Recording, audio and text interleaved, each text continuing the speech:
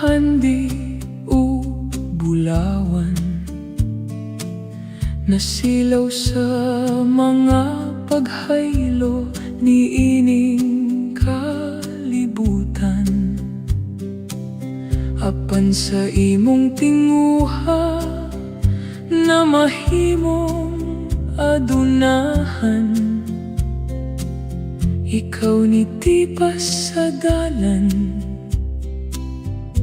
sa kamatuuran. Ang trono o korona, ang kusog ug dungog, dili ikatandi sa ganti na di andam.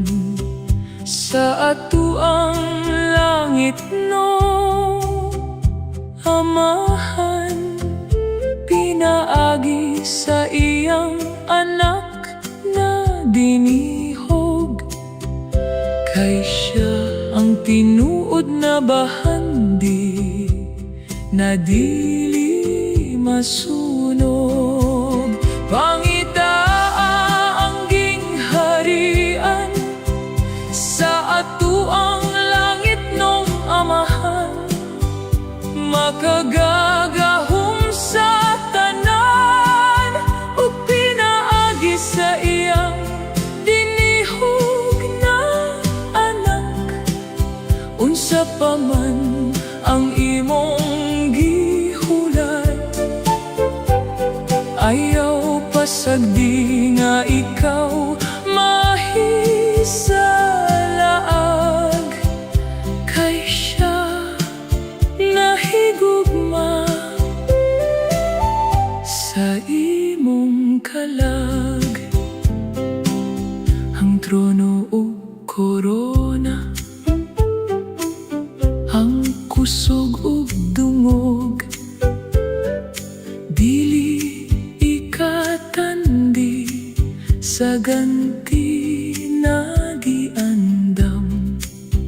Sa ato ang langit nung Amahan, pinaagi sa iyang anak na dinihog, kay siya ang tinuod na bahandi na dili masunog. Pangitaa ang gingharian sa ato ang langit nung Amahan, makagagahom sa tanan ug pinaagi sa iyang dinihog na anak. Unsa pa man ang imong gihulat, ayaw pasagdi nga ikaw mahisalaag, kay siya nahigugma sa imong kalag. Kanyara ang dungog, kanyara ang himaya, kanyara may kaluwasan hangtod sa kahangturan.